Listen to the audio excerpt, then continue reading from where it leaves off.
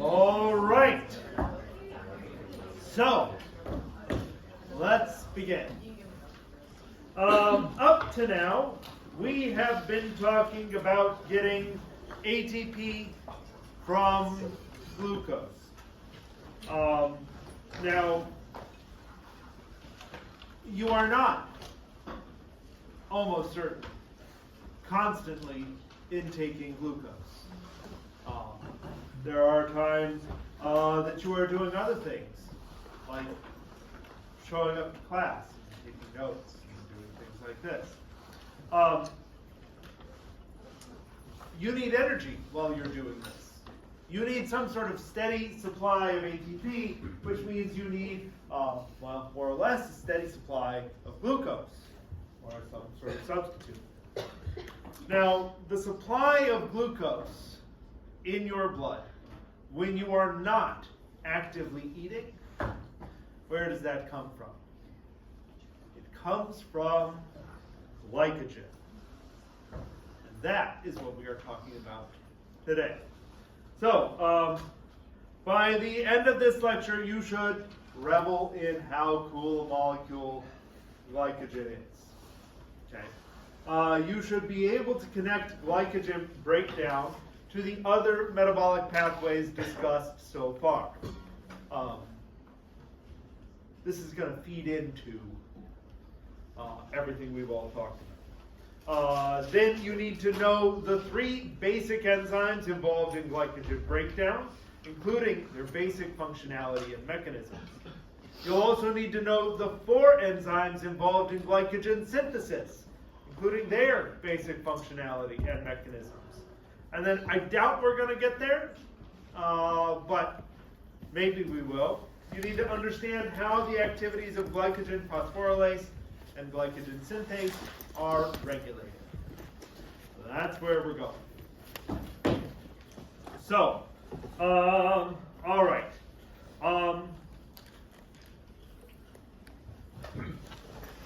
Let's begin by talking a little bit of biology. Glycogen, as a molecule, is found in 2 places. There might be a few other places that it's found, but like they're minor there. It is found in the liver, which is what supplies glucose for the rest of the body. I've already been talking about this up to now. I will continue talking about this. The liver's main job is to keep everybody supplied with glucose. And the core way that it does that is not actually gluconeogenesis, though that is one of the ways that it does it. The core way that it does it is by building up and breaking down glycogen. The other place you're going to find glycogen is in the muscles. The muscles have glycogen because there will be moments when they need quick access to glucose. They are not using their supply of glycogen, their supply of glucose, for anybody else. It has nothing to do with what the rest of the body needs. The muscle keeps that supply of glycogen for those moments when you are, I don't know, in front of a bear, right? And all of a sudden you've got to get away. We don't even have time to get glucose from the bloodstream. We're going to need glucose right here, right now. That's what glycogen is for in the muscles. All right. It's wonderful. What is glycogen? I forgot what you said about glycogen. I feel like you've mentioned the word before, but it was in the context of other stuff, and it was like a minor detail. We didn't dwell on it. Where did I hear glycogen before? I hear you ask. Well, you go back to the polysaccharides lecture. You go back to the polysaccharides lecture. Glycogen is a whole stock of glucoses. So it's going to be a chain of glucose molecules that are all joined by alpha 1,4 glycosidic bonds. So,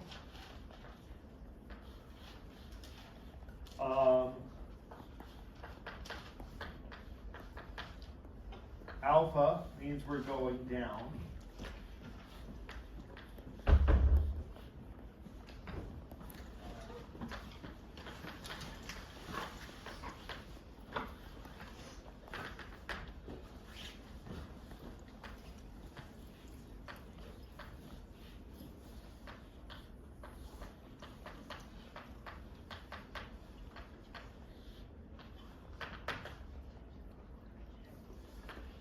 We'll put our C6OHs up there.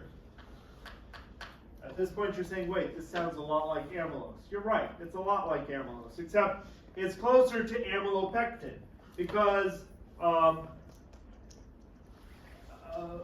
every 10-ish residues or so, you end up having an alpha 1,6 glycosidic bond. This creates a branch point.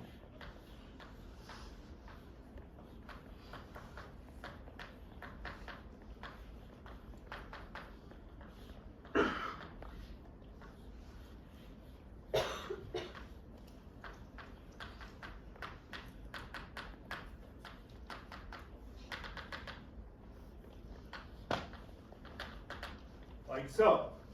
So every 10 residues or so, there's going to be an alpha 1,6 link, which will create a branch. We're going to end up with 12 layers of branches, right? 12, not 12 branches, 12 layers of branches, which means we will end up with about 120,000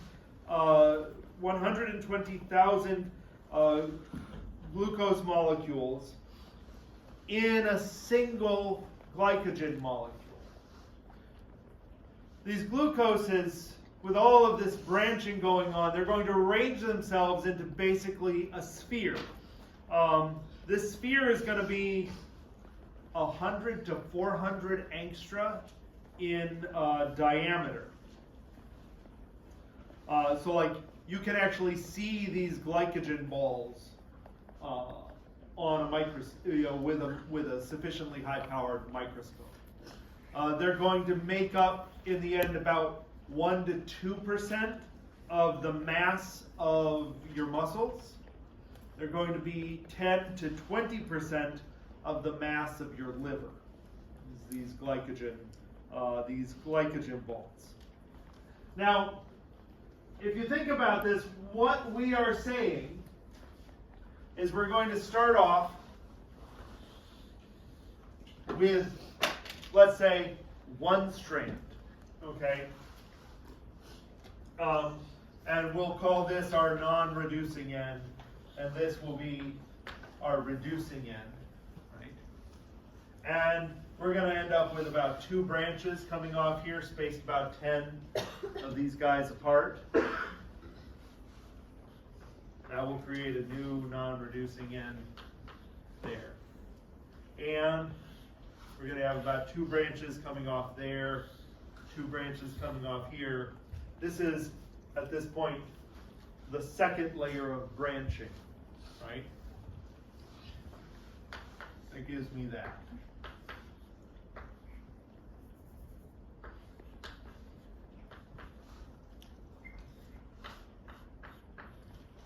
And at this point, we're going to have the third layer of branching.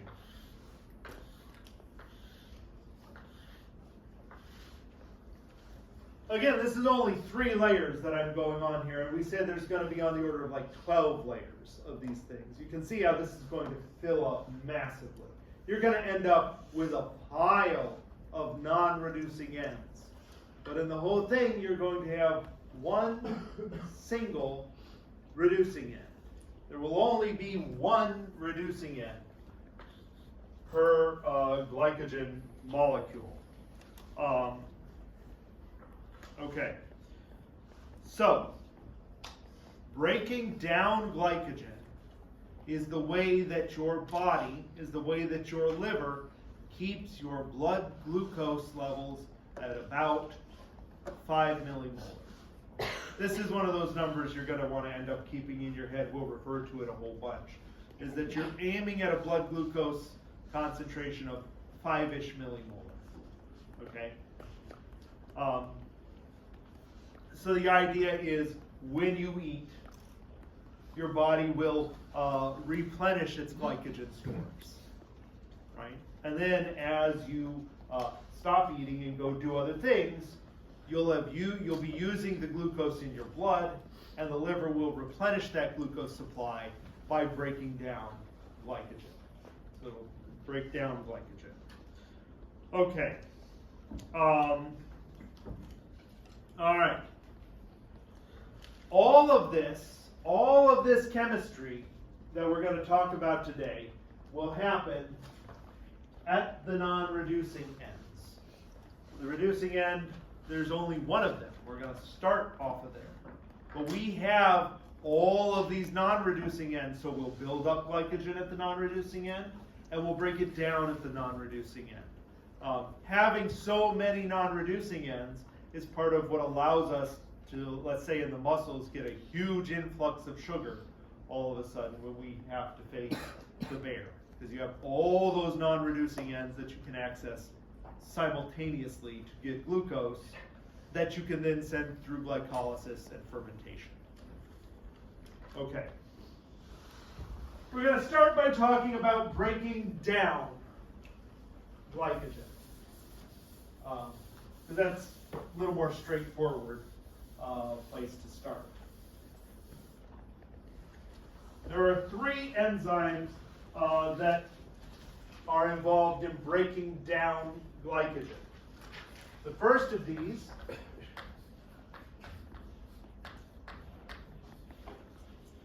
is glycogen phosphorylase.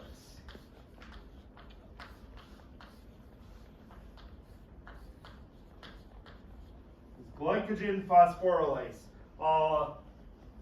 Approximately what this is going to do, we'll deal with this in a little bit more detail, this is going to take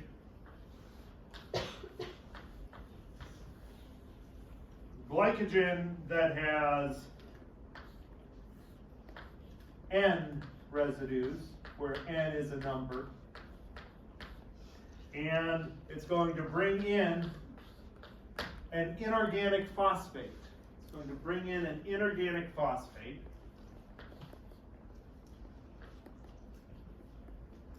to create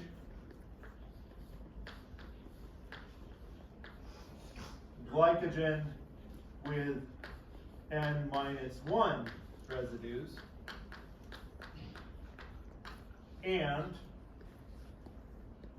alpha G1P, which is to say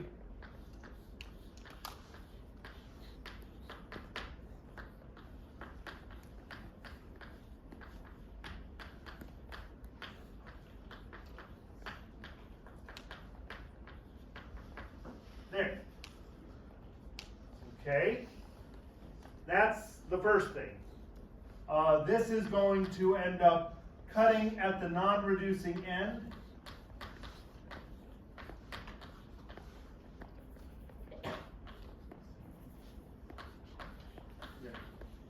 It's going to cut at the non-reducing end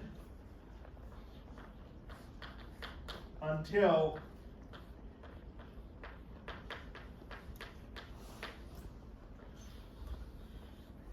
4 residues away from a branch. We'll get to why we do that. Basically, we're going to chew down until we're 4 glucoses away from one of those branch points. Glycogen phosphorylase can't handle that. So that's where we bring in the glycogen debranching enzyme. You're never going to guess what this thing does. Yes. What it does is it debranches glycogen. It's going to remove the branches.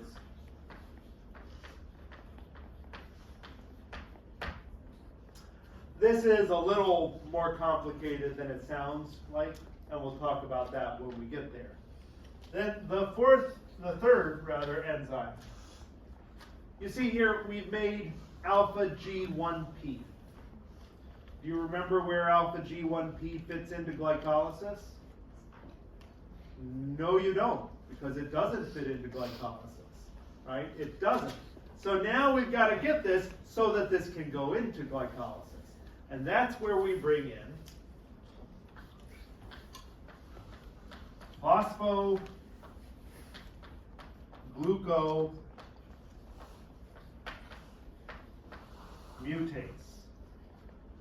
Okay?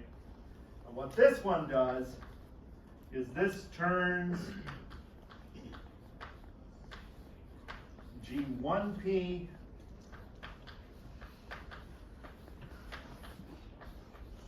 into G6P. And then that can go into glycolysis. And you'll notice it skips the hexokinase step, which is why we don't make a big deal about regulating hexokinase. Like, it's important, we should regulate it a little bit. But if your glucose is coming from glycolysis, or is coming from glycogen, it already has the phosphate on it. You don't need to work to put the phosphate on it. Sorry, it was bothering me how low I was.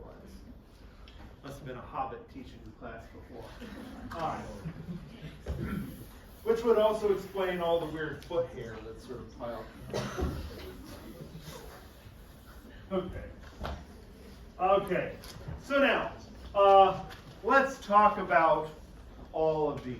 Okay? We're going to start off with glycogen phosphorylase.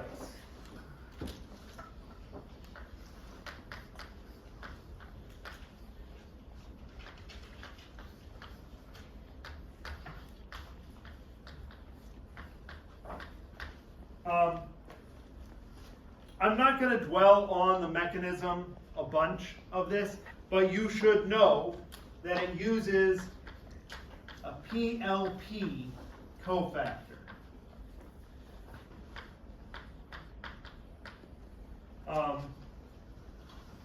The structure of PLP is like so.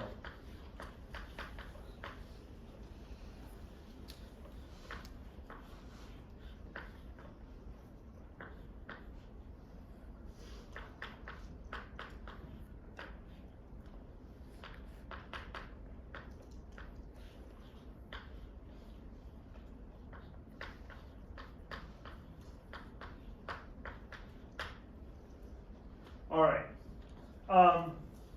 Now, in this case, we'll form a shift space with that up there. I don't think I dwelt on the mechanism of aldolase with you guys, but that's one of the spots where you form a shift space as well. Basically, you form a double bond to a nitrogen. And then you can send the electrons into that nitrogen and then bring them back out of that nitrogen to do with what you want. In this case, the phosphate right here is going to be our business end. The phosphate right there is going to be our business end. And I'm simplifying things a lot, but it's going to attack the non-reducing end of a glycogen branch. It's going to attack the non-reducing end of the glycogen branch and remove the last residue. This will involve an oxonium half chair.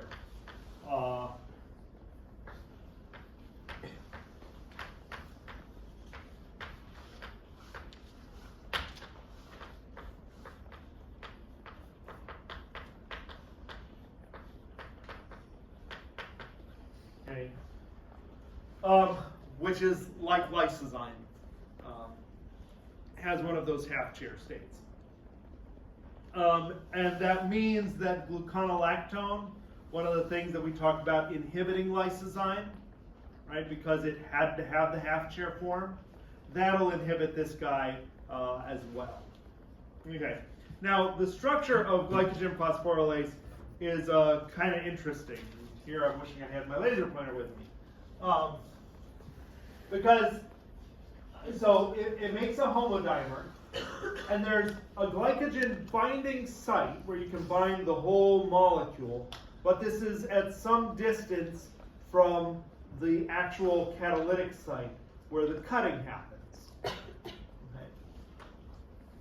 And in fact, the distance between those two sites from about there to over there, where the catalysis would occur, the distance between those two sites is 4 residues in length. Right? You can fit 4 glucoses in that spot. And that's why glycogen phosphorylase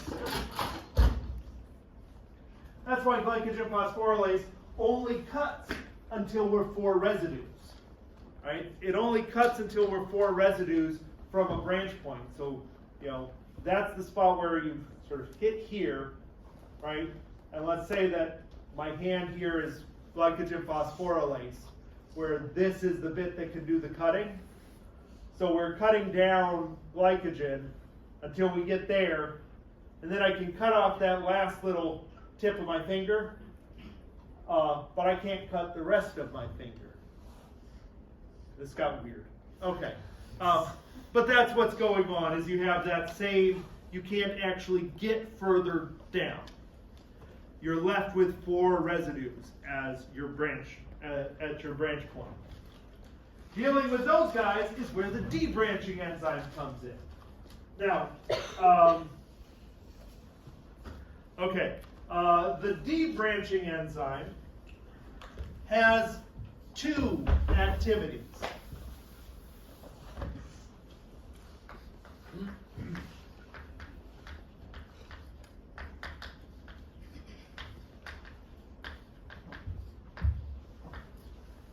You're like, I should just cut away the branch, right? Yeah, that's not actually what it does. Okay, it does cut away the branch. But why would we make it simple, right? Okay, there's 2 activities. The first is a transferase activity. Okay? And what this does is it's going to take 3 of those 4 remaining glucoses.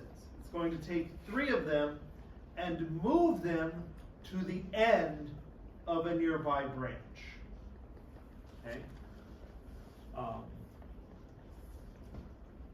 So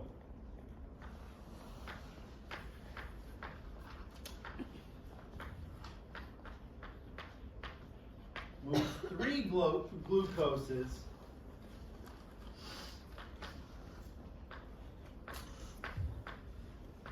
to a nearby non-reducing end. That leaves just 1 glucose in place. And that leaves 1 glucose as like a little nub. And so the last activity, the second activity, is an alpha 1,6 glucosidase.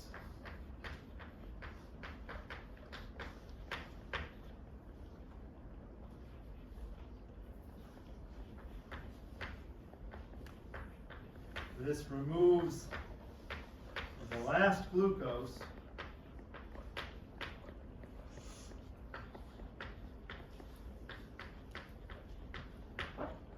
as a glucose, not a G1P or a G6P or anything like that. It removes that last glucose and just liberates it as a free glucose. So now hexokinase is going to have to tackle this one. There. Okay. The debranching enzyme is way slower than phosphorylase. Glycogen phosphorylase gets on those on the non-reducing ends, and just starts going chew, chew, chew, chew, chew, chew, chew, right? So we can get a whole lot of glucose all at once until it hits those branches. And it's like, hold up, we got a problem here. I'm going to have to back off because I can't get any more. The debranching enzyme comes in, takes 3 glucoses from the branch, moves them to a non-reducing end. That makes that branch longer so that phosphorylase has something to deal with. And then it clips off the remaining glucose. And now we've got a longer chain that phosphorylase can go back to. Chew, chew, chew, chew, chew, chew, chew, chew, chew.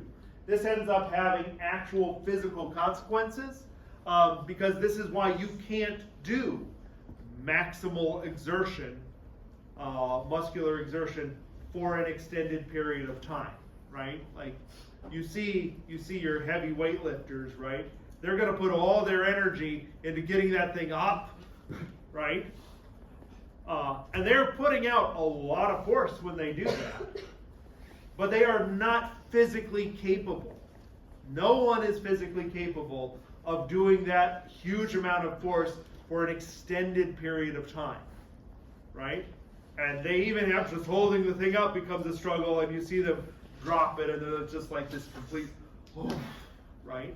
Because they burned so much energy until they ended up, their phosphorylase was chewing through branches, was chewing down a branch until it hit a branch point. And now they didn't have the same level of access to glucose to keep doing this. The phosphorylase had to back off, the debranching enzyme comes in, restores it, and then they can keep going, right? But you have to have like little bits of breaks in those moments. We got a lot to talk about, guys. We got to keep going, and we'll revisit all these things later on. Okay. All right. All right.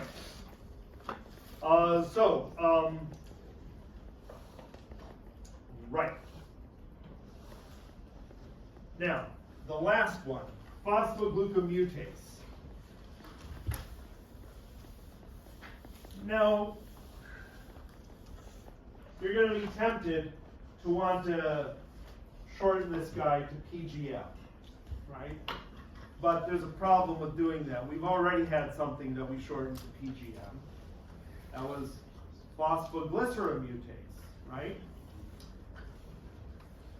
Now here's the thing, you don't get to shorten that one to PGM anymore either, right? Now you got to specify phosphoglucomutase or phosphoglyceramutase, but they work exactly the same way.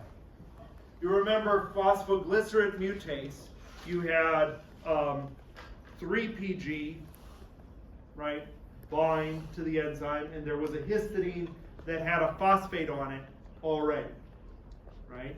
And the 2-hydroxyl of 3-PG picked up that phosphate, becoming 2,3-BPG, and then the enzyme picked up the phosphate on the 3 carbon.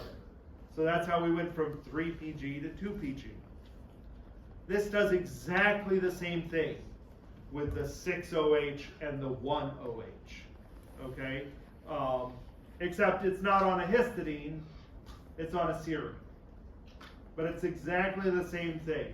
Glucose 1-phosphate, G1P binds.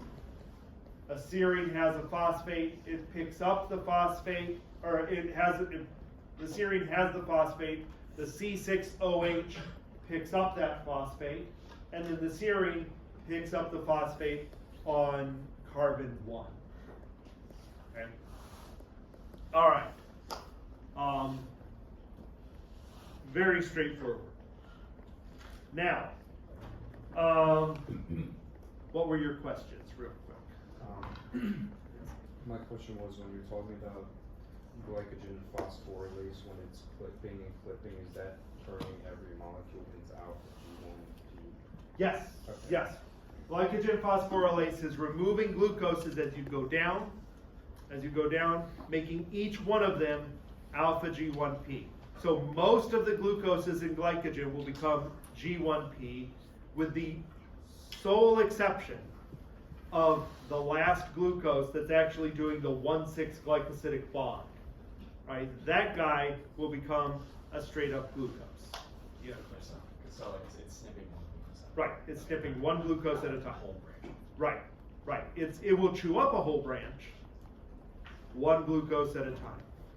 And it makes sense that you couldn't do like a phosphorylase on that last guy, because the G1P is in the glycosidic bond to the C6OH, right? You're right there. You wouldn't be able to do it. Yes, John? Does it ever work on like the main branch of glycogen that all the other branches are coming off of? Well, all of the so the question is, does phosphorylase ever work on the main branch? All you're doing here is you are limited by your access to the non-reducing end, right? Phosphorylase will act on whatever non-reducing end it can get a hold of. Of course, with all the multiple branches, it might be difficult to get down to the main branch until you've really depleted your glycogen supplies. But we do regularly deplete our glycogen supplies. That's, yeah, okay. Your glycogen supplies, at least in your liver, like they're what keep you going in between meals. And if you fast for, I forget the number at this point, but by the time for sure that you fasted for about a day, your glycogen, your liver glycogen supplies are gone, right? It might even be overnight, right? That's part of why when they want to get your blood sugar, or when they're going to do blood tests on you at the doctor, they'll say like, please fast, right, in the morning. They're wanting to see what happens once those glycogen supplies are all depleted. What is your blood sugar level looking like? Yeah, we'll get back to that. Now, let's talk about making this glorious molecule. This is going to take 4 enzymes. Okay. Right.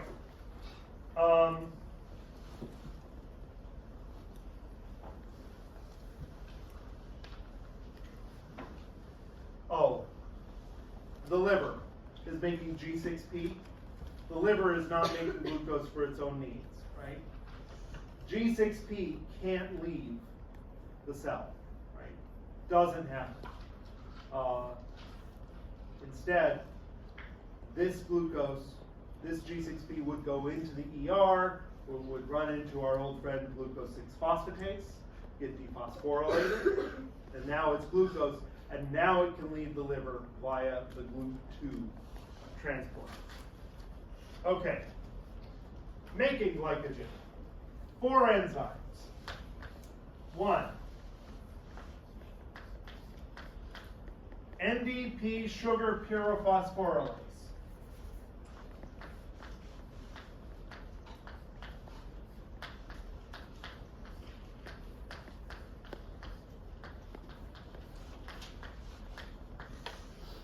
You'll notice all of the steps in breaking down glycogen were pretty favorable. They were either neutral or it was like great to break off those glucoses. That means building glucose is going to take an investment of energy.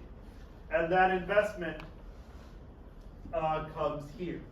NDP sugar pyrophosphorylase prepares the glucose to be added. Then we've got glycogen synthase,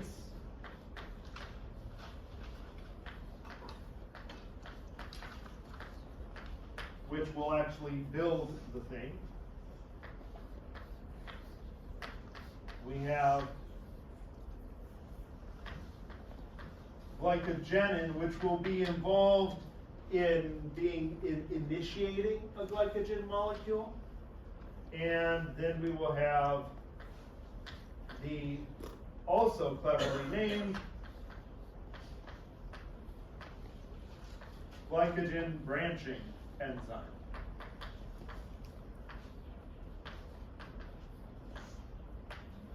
Okay.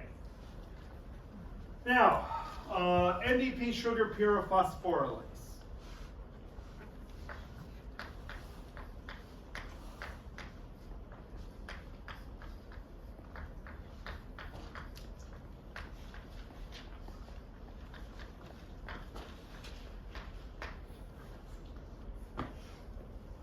Okay.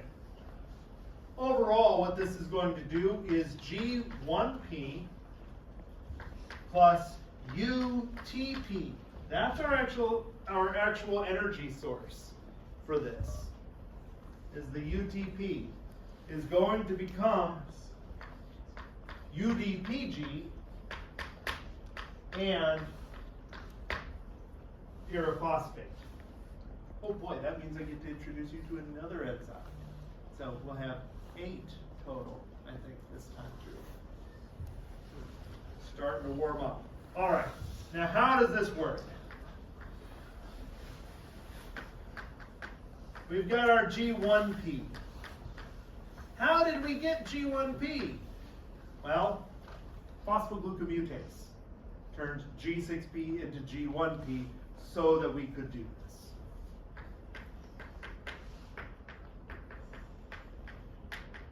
We have our G1P, and we're going to have our UTP. Now, I'm not going to draw all of the U because this is a ribose with a uridine nitrogen base on there. What matters is that it's UTP.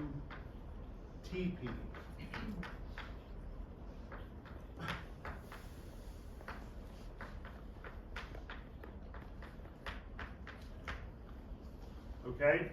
Now, what the enzyme is going to catalyze is this phosphate here, the one on G1P, acting as a nucleophile. It's going to act as a nucleophile to attack the phosphate 1 of UTP. And that will kick off the diphosphate, or what will now be a pyrophosphate. Now this, we are breaking a high energy bond while we are making a high energy bond. So the delta G of this step is about 0. Like, this is not energetically crazy. And we'll end up with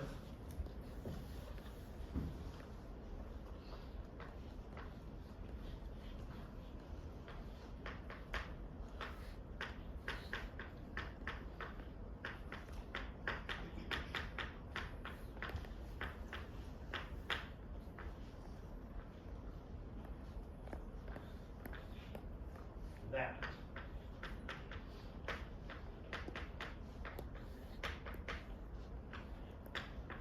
Uridine diphosphoglucose, UDPG,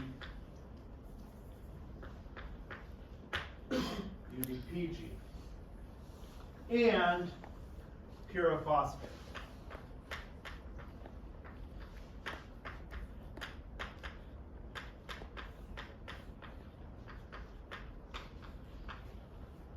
Now this pyrophosphate, this is going to then get broken down by an enzyme called inorganic pyrophosphatase. And this is an irreversible step.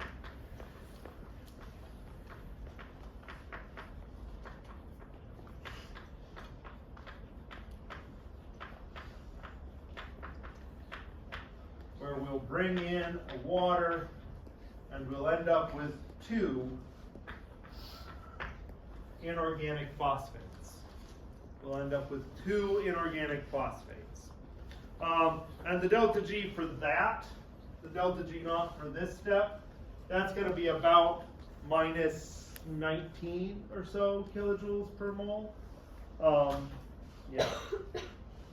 And so that's at some level where the investment of energy comes in. It's not even in the NDP sugar pyrophosphorylase step, it's in what results from that NDP sugar pyrophosphorylase. Now,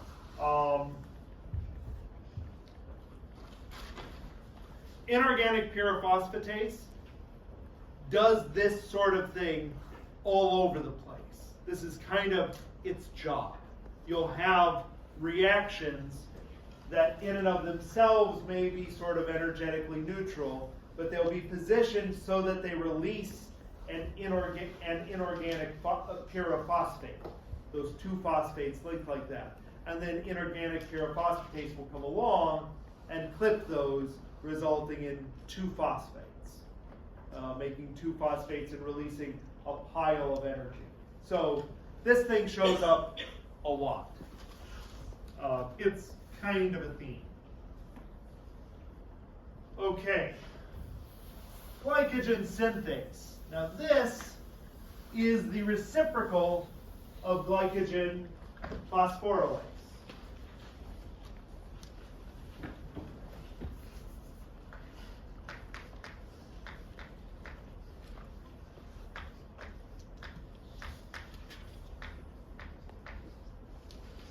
This is the reciprocal of glycogen phosphorylase. It's going to actually have a similar tertiary structure. It's going to be arranged about the same, except phosphorylase is a dimer. This one's going to be a homotetramer. Now, it's similar in tertiary structure. There is no relation in primary structure. Their sequences are just completely different from each other. They end up having very similar overall shapes, though. Again, the mechanism is not super duper important. What we're going to do is we're going to have our glycogen, or our UDPG, which here I'm deciding to draw as a chair.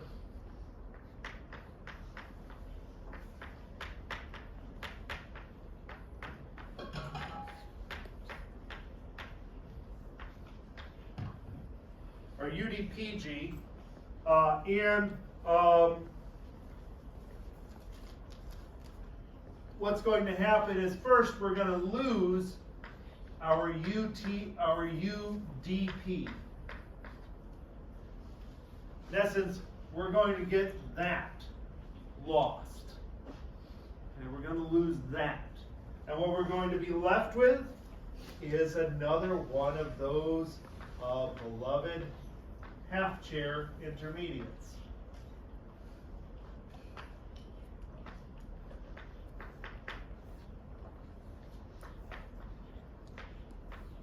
Meaning this too is inhibited by gluconolactone. Now at this point, the hydroxyl, the 4-hydroxyl of the non-reducing end can then attack. So you'll have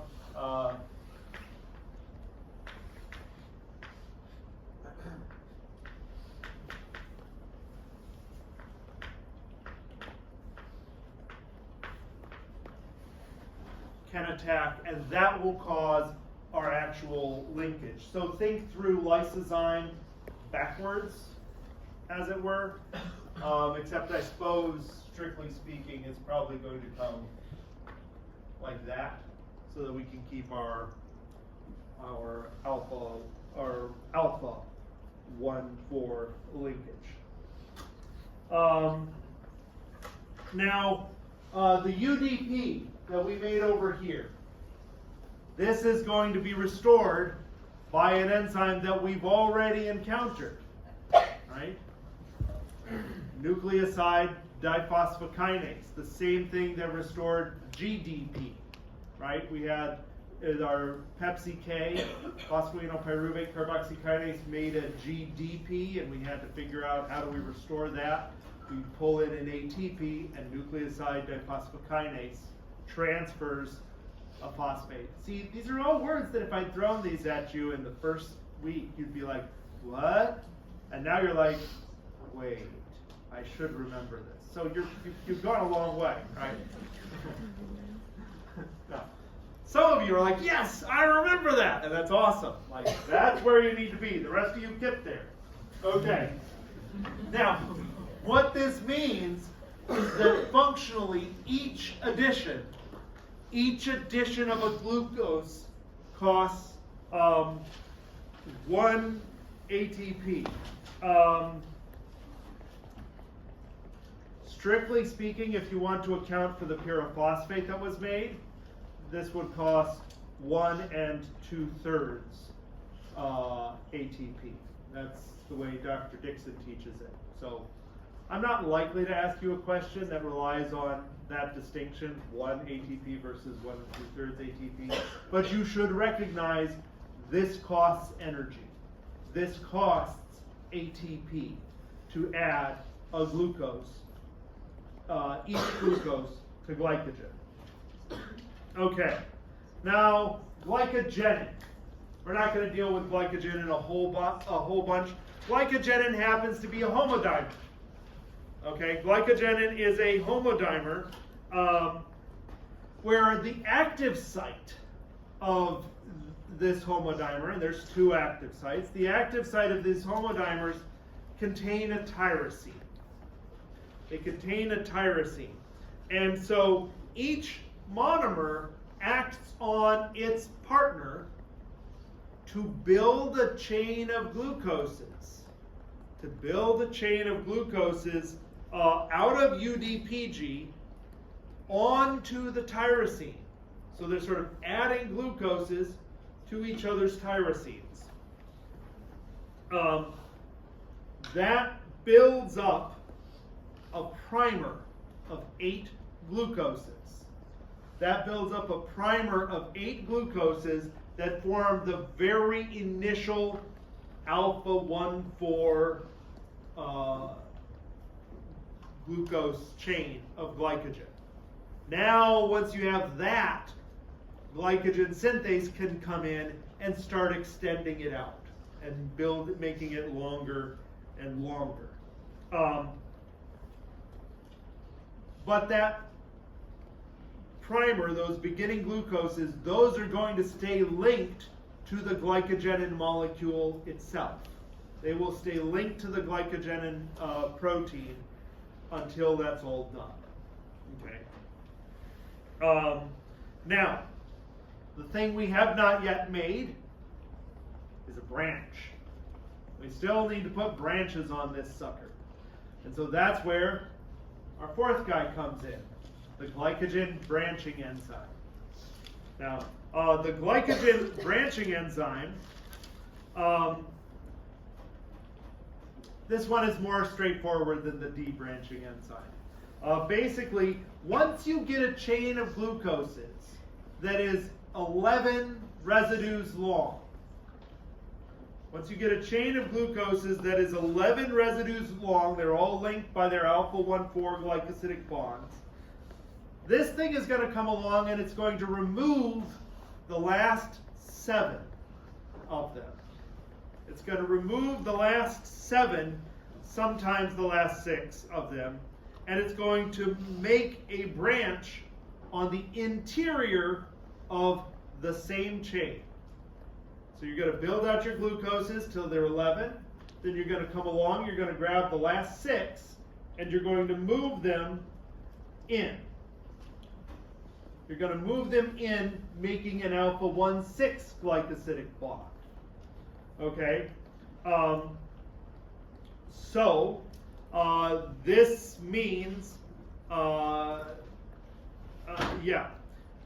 branch that you add in has to be at least 4 residues from any other branch. And if you think about the structure of the debranching enzyme, that sort of makes sense. Okay? The end result is that you're going to get chains that are about 8 to 14 residues long. They're going to average 10 or so residues, and you're going to have about 2 branches per chain, about 4 glucoses apart from each other, about 2 branches per chain, and 12 layers of branches. This is going to give you a lot of non-reducing ends. So the glycogen phosphorylase will have lots of space to act. We'll have lots of space to act, so we can release a whole lot of glucose fast. It is important to think about how this structure itself is optimized. It's not the same as amylopectin. Amylopectin has much longer branches with fewer branches, with fewer branch points. So that ends up being you have more glucoses, but you have fewer non-reducing ends.